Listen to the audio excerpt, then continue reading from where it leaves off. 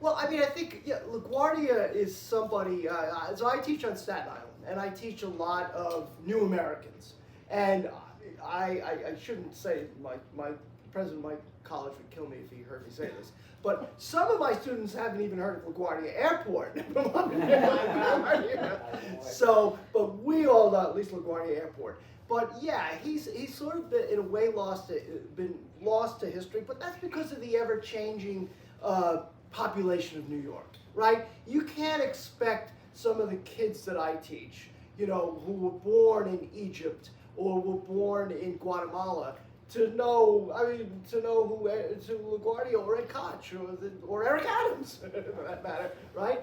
But LaGuardia was such a character that it would be a shame, and I don't think New York will ever lose sight of who he was and why he was so important.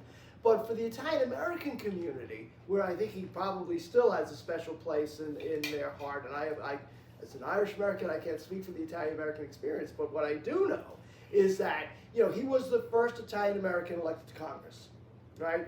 And he writes in his book, too, about having suffered the insults and discrimination because of his last name. In a very moving bit of his autobiography, he hoped to write a full 2-volume autobiography, but he died after volume 1. But in the first one, he talks about what it was like growing up in Arizona, because I didn't know this about him. His father was in the army. His father was an Italian immigrant, so was his mother. His father was from northern Italy. He was a Catholic, but he sort of renounced Catholicism. He wanted nothing to do with it. And his mother was Jewish, but she was really not a practicing Jew. He was raised Episcopalian. But his father joined the army as an immigrant, and he lived on army bases, but the one base in particular was out in Prescott, Arizona. And he writes in his autobiography about what it was like to be called the W word, by other kids, and how he said that was my first experience with racial ignorance. And he said, and he's writing in 1946. He's writing about something that happened in 1890. So it stayed with him. And throughout his career, he had to deal with that kind of. He was in several occasions in New York in public. His colleagues referred to him by the W word, by the G word, by the D word, right? And he didn't forget. So, but as a very proud Italian American, I think that the Italian community, just embraced him. From the very beginning. He started his political career in the 19-teens after he built a network of Italian-American supporters. He had been working as a translator on Ellis Island. He was fluent in 5 languages. 5. English, Italian, Yiddish, Serbo-Croatian, and German. So, working as a translator on Ellis Island, he was literally telling the stories of those immigrants in their own words, except he was telling them in English from their original language. But after he left that job, because he asked for a raise and he didn't get one, he became a lawyer. He lived in Greenwich Village, and he associated with Italian-American activists. There was an ex-priest, there were a few socialists, there were a few labor organizers, and he describes, them coming over to his house and he's doing the cooking while they're doing the talking, because they're all better educated than he. He didn't go to college, although he went to law school, and he just was a sponge, and he sort of heard all these ideas from these Italian-American friends of his, and then he got involved in the Italian-American community in Little Italy. He was very friendly with Father Antonio Dimo at Our Lady of Pompeii, and that's how he worked his way into the Italian-American community before he was a politician. Now, the reason the book says I never did like politics is because that's what he said, and don't believe it for a minute. It's like me saying I don't like Irish whiskey. Oh, come on, people know better. But it actually comes from a letter he wrote where he was trying to, he wanted to be a general in World War II, right? As the Allies had pretty much finished up in North Africa, and it was clear that Eisenhower's men were then going to go to Sicily and then go up the boot in Italy. and he wanted to be there because this was a guy who wanted to be where the action was. And the action wasn't in New York anymore. I'll get to his mayoralty, but by 1943, it was about the war. It was about the war and picking up the garbage. Like that's what he said. I feel like a janitor. That's all I do, right? So he's trying to get his friend, LaGuardia was a Republican, Franklin Roosevelt was a Democrat. Great relationship. He's trying to get Franklin Roosevelt to make him a brigadier general so that he'll go ashore when the Allies land at Salerno, which thankfully he wasn't there because like that didn't go very well at first. But so he's writing a letter to the Secretary of War, Henry Stinson, and this is what he says. I never did like politics, so make me a general, please. And Eisenhower, Roosevelt, I think, would have done it, but Eisenhower and Harry Truman, who was the head of the Truman Commission, he was a senator at the time, very powerful, and at a public hearing, Harry Truman said, I see in the newspaper today that Mayor LaGuardia is being considered to be a brigadier general. I don't think that's a good idea. We shouldn't be just handing out these jobs. Like, okay, that was the end of it. Like, nah. He still kept trying, but Franklin Roosevelt kept saying, oh, my hands are tied, right? And the New York Times did an editorial saying the best war service you could do, Mayor, is by continuing to be a great mayor of New York, which is what he did. But I a little bit all over the place, but I'll bring the story back to the fact that his parents were Italian immigrants. He grew up in an Italian-American household. He loved his ancestry, but he never flaunted it. He never played the Italian card. Because there are 6 or 7 biographies of his out there, and people who know more about him than I do say that he felt completely American. He didn't do the hyphenated Italian American. He considered himself American, but he was a voice for immigrants as a member of Congress. He was elected in 1916 against all odds. Like no Republican was ever going to win this district. It was Tammany, Irish, Democrat, right? So he ran in 14 and lost, but lost by not that much. So in 16 he decides to come back. The congressman is Farley. Farley beat him in 14. He's a saloon keeper. He's a Tammany guy. So LaGuardia, because no one else wants to run, LaGuardia runs again and accuses this Irish guy of being pro-British and a bad bartender. And I'm not sure which was the worst itself. And by the way, he won, right? Against all odds. So he becomes a congressman. One of his first votes in 1917 is to vote in favor of going to war for World War I, which he does. And then thinks it's incumbent on him as a young man, relatively young. He was born in 1882. Someone else can do the math, but by 1917, he's still young. So he volunteers to serve in the military, in the army, after casting his vote for war. Now it turns out he had taken a few flying lessons out on Long Island. So it was the very primitive Air Corps.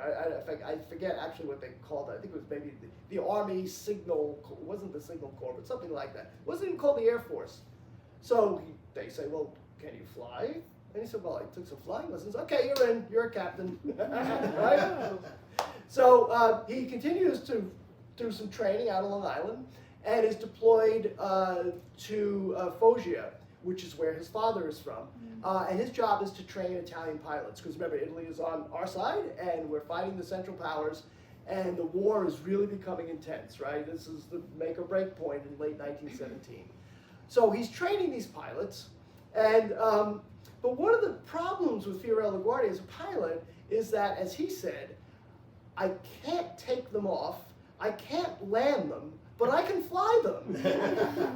And there's one anecdote where he tried to land the plane 4 or 5 times and it just couldn't land. So his comrade said at one point, we're either going to have to shoot him down or he's going to starve to death. So, and he did actually crash land once, and he was thrown clear of the wreck, luckily, but he did have a bad back for the rest of his life. But also, he was a piece of work as a he became a major. In fact, that was the title. If you were friends with Fiorello LaGuardia, you called him major. You didn't call him congressman. You didn't call him mayor. Major was the title he preferred. So anyway, while he was still captain, though, the Americans are coming over, and he's really upset with the bill of fare, what the army is feeding his men. So he goes to his commanding officer, who I will point out was named Ryan, and there's a reason I point that out, because he goes to Captain Ryan, Major Ryan, and says, look what they're feeding our guys. And in the morning they get some bread, and in the afternoon they get some boiled macaroni paste, and they have a bowl of gruel for dinner. Now, I can say this. My guess is that Major Ryan, perhaps having grown up with Irish American cuisine, probably said, yeah, what's the problem? So LaGuardia does see a problem, so he decides he's going to order in. He literally orders catering for his men who love this, right? And Major Ryan hits the ceiling, and so does the quartermaster who's in France. LaGuardia is summoned to France, and the quartermaster hits the ceiling. What are you doing? Do you realize how much this costs? This isn't the army way. This is not how we do it. And LaGuardia, who mind you is still a congressman, remember, LaGuardia says to the quartermaster general, well, maybe I can change that, which sounds so arrogant, right? But he doesn't. So the guy starts, according to LaGuardia, starts snapping. Who do you think you are? Who do you think you can change? Until like another officer takes the quartermaster aside, right, and says, the little guy there, he's a congressman. And all of a sudden, oh, wow, so great to see. And poor Major Ryan then gets a telegram saying, you are to cooperate with Captain LaGuardia in all manners, and please keep me posted. I hope they gave Ryan a medal after the war. But that's how LaGuardia was. I mean, he was a born leader, and he really did like politics because politics put him in charge. So once he gets elected to Congress, he is a defender. 100 years ago, this spring, he was on the floor of the House of Representatives arguing against the National Origins Act, which cut immigration from Eastern and Southern Europe dramatically in favor of people from Norway and the United Kingdom. For example, under the 1924 National Origins Act, which passed May of 1924, immigration from Italy was cut to less than 6,000. Immigration from the UK was 66,000. There were more immigrants from Norway were allowed than Russia. And LaGuardia called them on this, because they had this thing called Anglo-Saxonism. They were all talking about the fact that Anglo-Saxons, this country is an Anglo-Saxon country. They weren't saying white, they were saying Anglo-Saxon Protestant country. And LaGuardia gives a speech about this fantasy about Anglo-Saxonism. And in fact, one of the intellectuals associated with this wrote an article saying that Christopher Columbus, for example, obviously was not Italian because he was such a skilled navigator, he clearly was Anglo-Saxon. They literally wrote that, right? So LaGuardia is doing this wonderful job defending Italians and Jews and the Irish, all of these groups that were not associated with Anglo-Saxonism because, the Irish are not Anglo-Saxons, as I'm happy to point out to many people who think otherwise. Just as an aside, out in California, an Irish person would be described as Anglo, which is actually like one of the worst things you could call an Irishman, is Anglo. But nevertheless, so LaGuardia does that. He also thinks prohibition is the stupidest idea in the world.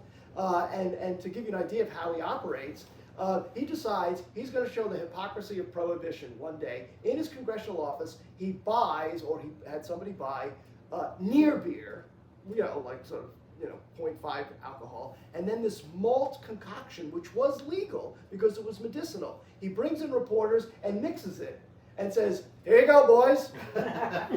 And of course, he knew his audience. The reporters are drinking it. And he was looking to raise a ruckus, and he did, but he didn't. What happened, he wanted to be arrested. He wasn't.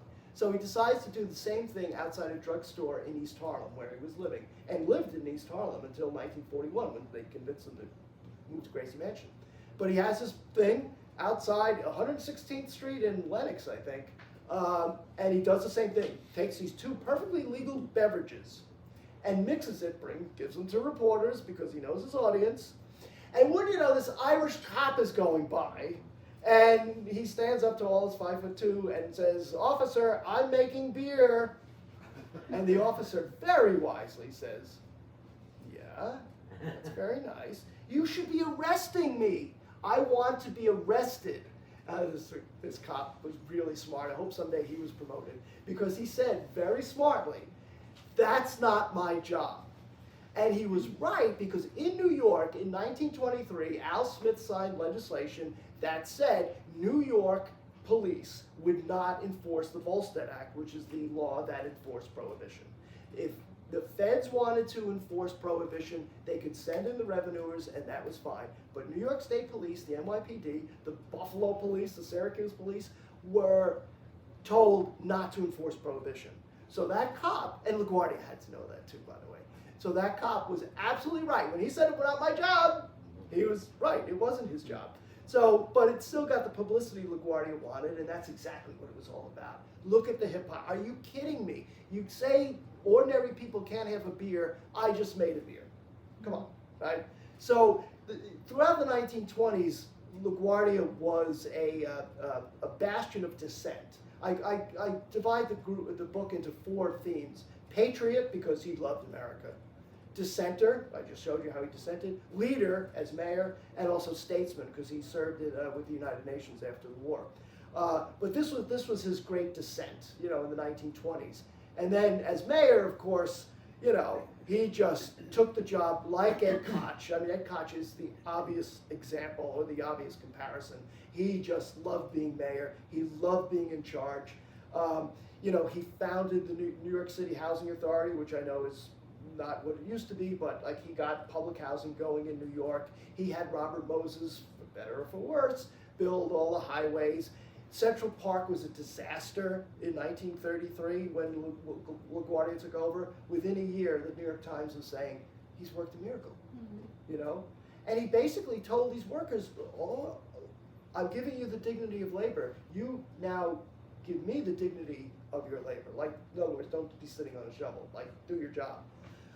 So he got that accomplished. He cleaned up the police, and at the same time supported the police. His first day of office, he went down to police headquarters and said, "Okay, all of you who think you're going to be promoted because you know somebody, you should quit now. All of you who think that you're going to let some of your friends get away with things, you should quit now." And he goes down the list of all the, and the cops like sweating bullets, right? But then he gives the opposite message. At one point he says, "I don't care," this will sound familiar. He said, "I don't care who the cops rough up. If they're bad people, they're bad people. They should be roughed up," which is almost what Donald Trump had said in 2016. Like, he was pro-cop in that regard. He really didn't question the cops when it came to actually enforcing the law, but he had no patience for corrupt cops. And there were corrupt cops at the time. And they were associated with Tammany Hall.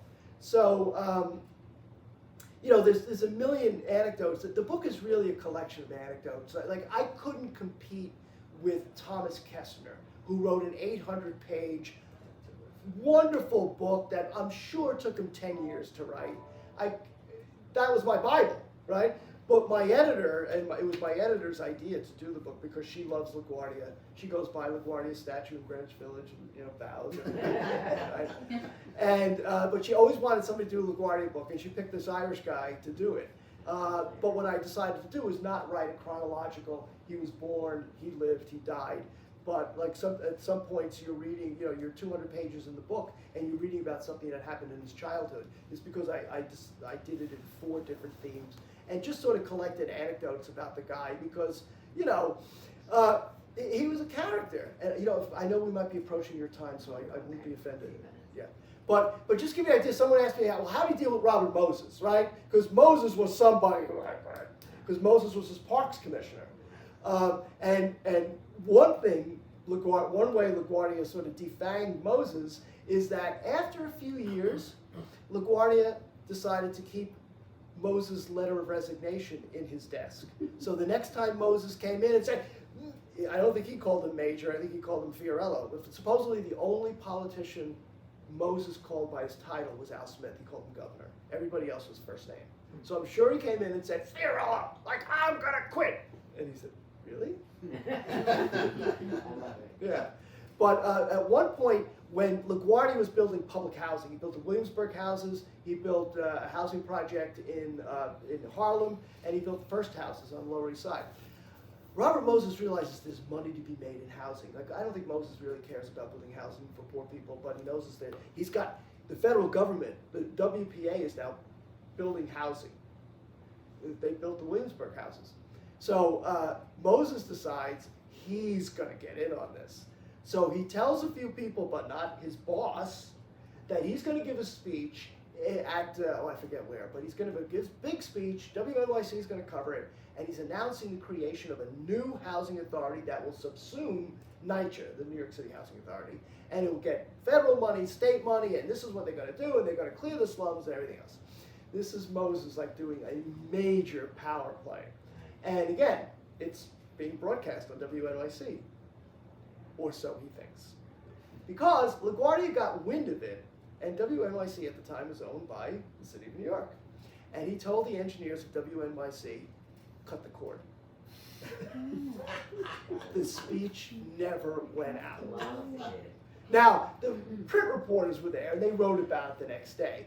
But, and by the way, it went nowhere, because basically, Moses wasn't fooling around with some Tammany hack now. He was playing around with Fiorello LaGuardia, and LaGuardia basically called his friends in the White House and said, "You're not going to get any money, Robert Moses." And by the way, Franklin Roosevelt hated Robert Moses, right? Yeah. So by calling the White House and saying, "You're not going to give Moses any money, right, Franklin?" I was like, "Not a cent," and that was the end of that. So the one politician that Moses couldn't bulldoze was Fiorello LaGuardia. He managed to bulldoze lots of things, as a matter of fact.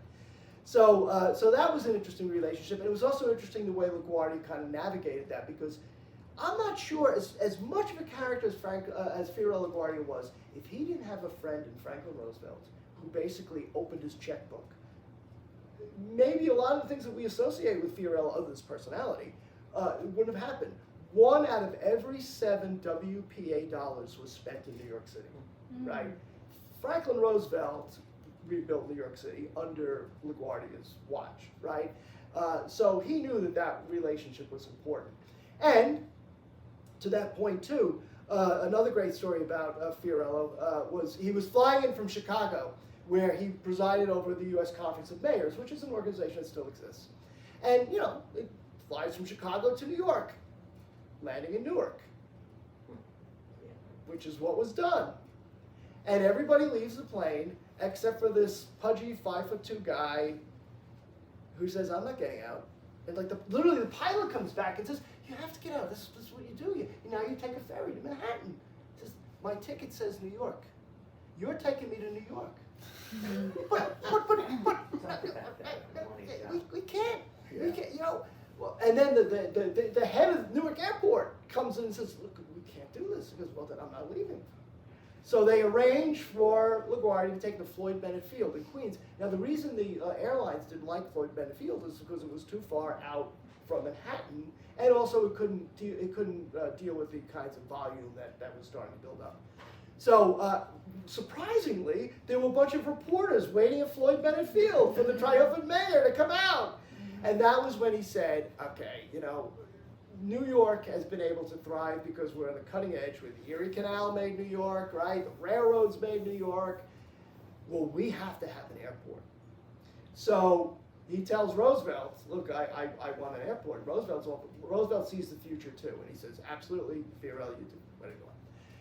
So he does a citywide tour looking for sites. The first place he wants is Governor's Island. And I think we can all agree that maybe it's a good idea that the War Department said, no, right? I mean, the 747 MAX landing on Governor's Island, I don't think that was going to happen. So he then looked at a place in the Bronx, which is where what is now no longer the Trump Golf Course is. He was looking at that as a site. But he eventually obviously decided on this plot of land in northern Queens. and built the airport there. That was the biggest WPA project of the time. The workers worked in 3 shifts. I think it's in my book somewhere, but I think it was built in like 2.5 years. It's just amazing. right, Wow. really. And and of course it was called Fiorello's Folly, because people thought building an airport in New York City, like, what a crazy idea, right? But it worked, and he, of course, was there at the creation. And this is a story that I read in the New York Times. And one of the ways that my book maybe is a little bit different from some of the other biographies is that I had access to the digital archives of the New York Times, which someone writing in 1988, like Tom Kessner, wouldn't have had, right? It's the microfilms, and oh my God, this is what. But I had wonderful access, so I was able to plug in things like Fiorello Guardia plus airport, and 1,000 stories show up. But supposedly the day LaGuardia Airport, or what was called at the time, I believe, North Shore Field, was dedicated, supposedly there were skywriters in the sky above, and they spelled out, "Name it LaGuardia." Now, I've never been a skywriter, but that does sound like a pretty kind of complicated thing to do. I don't know, LaGuardia, we give it the small A and the big, right? But supposedly that's if it was in the New York Times, it must be true. But eventually the city council said, yes, the Tammany Democratic City Council passed a resolution saying that the field would henceforth be known as LaGuardia Airfield. And they asked the mayor what he thought, and the mayor said, well, I'll consider it. But of course, yeah, he didn't want to consider it, right? But it was just, it was the right thing to do.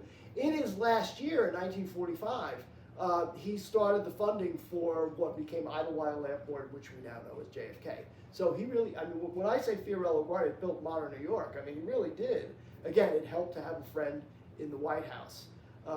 But he was a character like, again, the closest comparison, people have asked me, well, what about other mayors? Ed Koch is really the only name that comes to mind. It's, but lots of mayors have wanted to be LaGuardia, right? Rudy Giuliani brought LaGuardia's desk into his office because he wanted to be the next LaGuardia. Bill de Blasio said he was going to be the next LaGuardia. I think even Eric Adams, everybody has to say nice things about LaGuardia. It's just, you have to do it, right? You just have to, because he's the holy grail. He's the George Washington of New York politics, right? You just have to bow down, but rightfully so. And because he was a proud New Yorker, he was a proud Italian American, and the last thing I'll leave you with is that he was absolutely incorruptible. According to Thomas Kessner, when he died of pancreatic cancer in 1947, his possessions were $8,000 in war bonds and a mortgaged house in Riverdale. That was it. Wow. Yeah. So money didn't mean anything to him. Maybe it meant something to his wife, but not to him. He was. Harry Truman said he was. Oh God, I'm going to butcher the quote. But Truman, who of course blocked him from being a brigadier general, Truman thought highly of him because he was as incorruptible as the sun, which I guess the sun is incorruptible. I've tried it. Maybe with the eclipse it won't be. Who knows? But he was widely admired for that, and he was beloved. He won 3 terms, and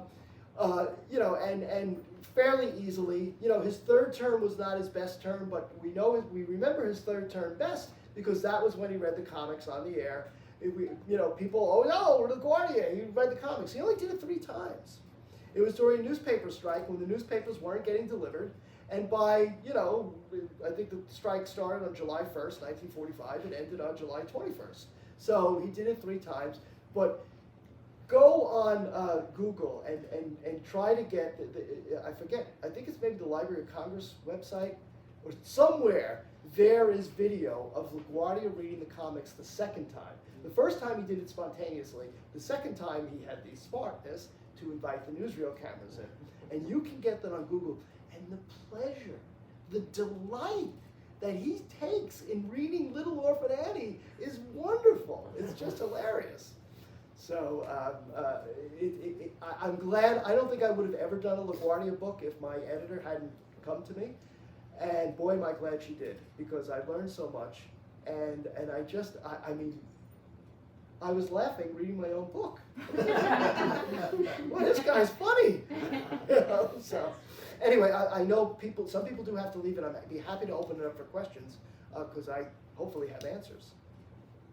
One thing I found very interesting is you said he grew up in an Italian situation, but yet his mother was Jewish. Mm-hmm. Did she cook Italian? Did she speak Italian?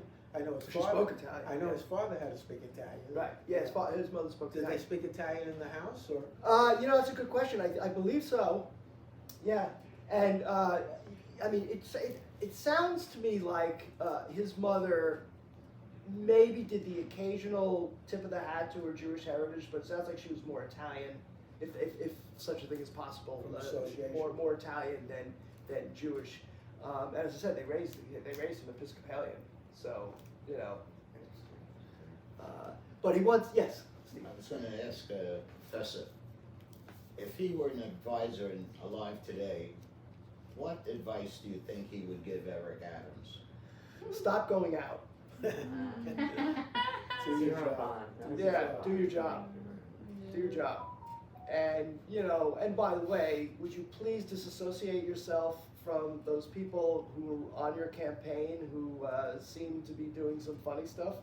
That's the thing is, not even people close to the Guardia. You would think, okay, so-and-so is incorruptible. Like I thought Mario Cuomo was incorruptible, but some of the people around him were a little dicey. Like nobody ever impugned the character of the people who, he was such a wonderful judge of character.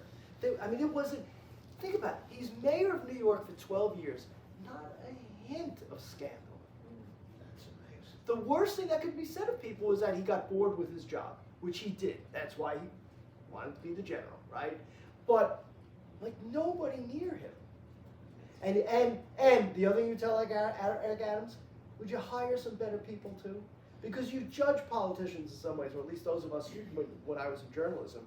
You know, Hugh Carey, the governor of New York, was famous for hiring people who were smarter than he was because he wasn't intimidated. He wanted to learn. Fiorello was that way too. And he learned it at his kitchen table by bringing in all these older Italian men into his apartment, cooking them dinner and listening to them. And I think that's why as mayor, he was, mind you, he was in charge, right? But he wasn't intimidated by Robert Moses one bit, you know. But I think he probably learned from Robert Moses too. So I think that's what you tell Adams. Yes, Apologize no, that's for right. needing to leave. That's Thank all right. you so much, Professor. Thank you. With that, Great fun. love the Can't wait book. to read it. Good. You can probably read it in 2 days. I mean, I think I wrote it that way to make sure that it's it's not going to be a book stop. I'll get in touch. I'll send you an email. Thank you. He They was have one my of my email. heroes. And rightfully so, Steve. Take care. Thank you. Thank Anybody else with a story? Oh, I'll tell you a story about his reading the comics, which I love. Ci vediamo. Ci vediamo. Stay well. You too. Prego. At one point, when he's reading the comics, he's reading Dick Tracy. And what you need to know is his police commissioner, who also was unimpeachable, his police commissioner was a guy named Lou Valentine. And he's reading Dick Tracy, and he's describing the scene. And he says, wow, look at Dick Tracy. He's been a detective all these years, and he's so slender. Remember, he's reading this on the radio. Lou Valentine, why do your detectives get so fat? And then he just goes on. Oh, and the next scene, right? So you're figuring these kids are listening, right? But half, well, not half, but some of what he's doing is just like he's throwing in some jabs for the adults who might be listening, you know. And another point too, I think it was the last time he read the comics. He's reading from Little Orphan Annie, and through some ridiculousness, Little Orphan Annie is up on trial for murder, right? And she's clearly being railroaded by a corrupt judge. And he's describing this, like, listen to what the judge says.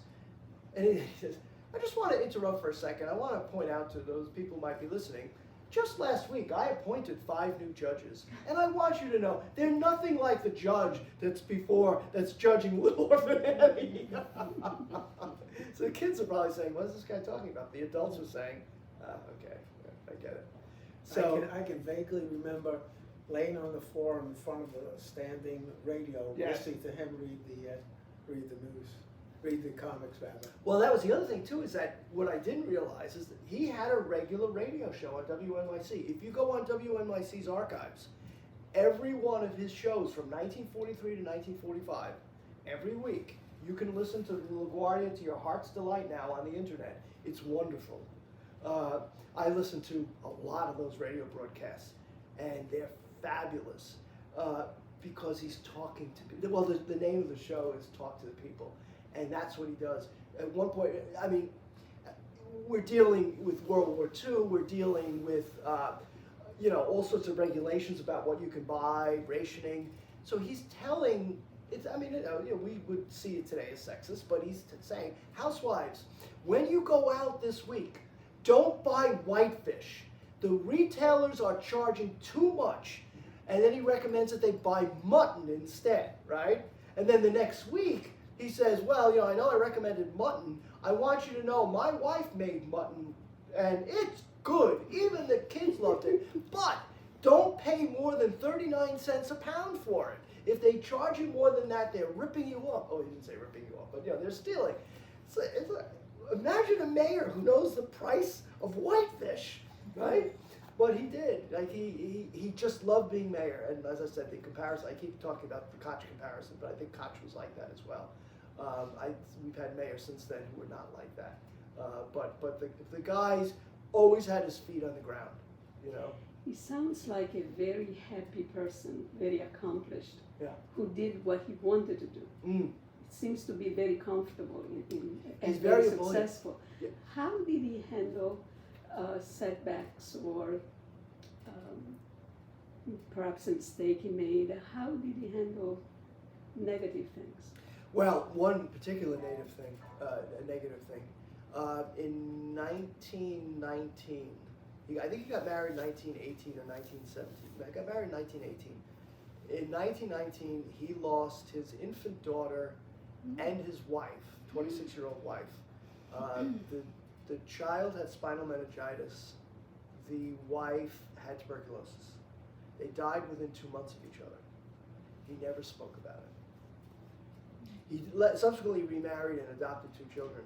Well, I shouldn't say that he never spoke. One time, he sort of let the guard down, where he was talking about if he becomes mayor, what he wants to do is tear down all the slum housing. This is his phrase. All the slum housing because of the unsanitary conditions in those neighborhoods. He said, I never want somebody to lose their baby and their wife like I did. It's the only time he ever mentions it. Yeah. So, but in terms of a slightly more comical mistake, at one point he's testifying in front of Congress, and I forget what the legislation is, but at one point one of the senators says to him, okay, Mayor, one of your judges said, oh, I know, it was a judge who came out against the United States going into the war, World War II, which LaGuardia clearly wanted to happen. So this is before Pearl Harbor. So the senator says, Mayor, a judge in New York said that if the United States enters World War II, there'll be civil war in the United States because the Irish are going to be with the Germans, and the Germans will be with the Germans, and you're going to have problems in places like New York City. And LaGuardia apparently said, well, that judge probably should be assigned to an insane asylum. And the senator says, but Mayor, you appointed that judge. And he says, Senator, when I make a mistake, it's a beaut. That's a great line. But he was candid. Like he was, he didn't mince words. Sorry. Didn't he live in the house that was once lived in by Valentino? Maybe. It was like almost underneath the bridge. Now it's a beautiful, beautiful restaurant. But I think the house was owned by Valentino, and then he bought the house and he lived there for a while. Is that in Queens? The house Yes. in Queens? Yeah, it was right across from the water, near the bridge. Huh. Whitestone. Yeah, near the Whitestone Bridge. Yeah. I'm not sure about that because I don't know. I know Well, this. when he I was- lived, yeah. when he was in Congress and when he was mayor, he lived in East Harlem. And then finally in 1941, they talked him into moving into Gracie Mansion, which he did for the last, 3 or 4 years. And then he moved to Riverdale after he was mayor Where's Riverdale? in the Bronx. Oh. So, I mean, he did move around a little bit as a young man, but the only places that I saw him mentioned in his memoir was Greenwich Village and then East Harlem. I think it was like 103rd Street and Park, somewhere around there. But he lived modestly. Yeah, sorry. So, you mentioned earlier, when he's talking about his wife and his kid, that, he lets his guard slip a little bit, and it seems like from, what you've been saying so far, that his media personality, his use of the media was very important to, him being well-liked, the personality that, is there a way, because I don't know much about his life, is there a stage earlier in his life when you think he learned to cultivate this kind of personality? Like, how much of it do you think was him, creating it or putting it forward, or? That's a good question. I mean, he writes about his childhood, and again, he's writing it, but he's always the leader. Like, he's bringing his little sister and younger brother. He's leading the charge. He's at the center of the action. So I think he had that personality. But in terms of his darker moods, he doesn't let us. He doesn't let us see them. And I think that also is a function of a male in that age, But the only time when he's trying to become the general, that's where he's sort of letting on that maybe he's a little bored with his job. But he never really says, "God, I hate this," Well, he says he hates politics, but it's hard to penetrate any interior life there. I mean, his memoir is interesting for facts, but I'm not getting a whole lot of insight from his memoir. But I think that would be men of a certain age in a certain era, What surprises me is, as bright as he was, he has to be made a general immediately. You think he would have said, make me a captain or a major? Well, he had been a major. He wasn't going to take a demotion. I forget. He was a major. He was a major in World War I. Yeah. I see. Okay. But the reason was because I'm trying to remember the Hollywood mogul whose name you would recognize. Cohen. Nah, it was some Hollywood guy got a brigadiership to basically make movies, and so there was a little controversy about that. It's in the book, but so he thought, well, if so and so who just makes movies could be a brigadier general, I can too. But his brigadiership was sort of like overseeing communications, where like Fiorello wanted to be landing ashore at Salerno, right? at the age of 60-something. And look, I'm not exactly Adonis either, but I mean, LaGuardia was not in the best of shape either. So, but he loved being the center of attention too. I think he probably would have loved the ideas of saluting him and calling him to be called a general. Like, Sure. but you're right, it was pretty foolish of him, I think. Sorry, you seem No, to have that's another okay. question. After that fantastic introduction to the police department, Yeah. what was his relationship with NYPD? I think it was pretty during good. the rest of his I think it was pretty good because he said basically, don't be corrupt, but go. I mean, he said it much. Go bust heads if you have to. Like he said in language that we would not consider acceptable today. But he's quoted as saying, "I'm not going to worry if the cops break a few heads, as long as they're heads that should be broken." He was okay with that, and I'm sure the cops were okay with that. But if you were a crooked cop, he was your worst enemy, and there were a lot.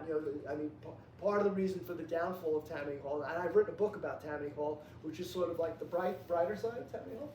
Al Smith, Robert Wagner, Social Security law was built by a guy was written by a Tammany Hall guy, Robert Wagner.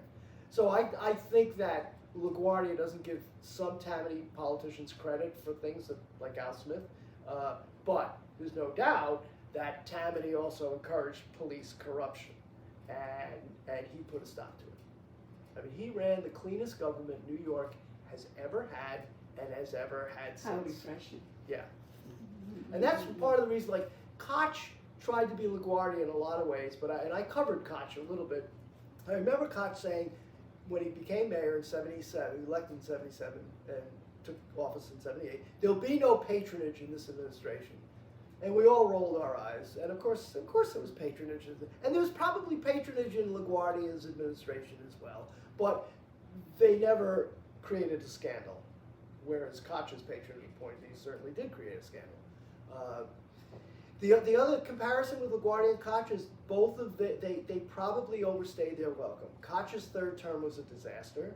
LaGuardia's third term, I mean, he's looking to become a general by the time it's his third term. Like, I really think that politicians, like, the 2 terms should be good enough, right? Hugh Carey as governor knew 2 terms was it. You know, Mario becomes governor, he runs for the third term. The third term was a disaster. Bloomberg's third term wasn't exactly a bright point for him, I don't think either. So the 2-term rule is pretty good, I think.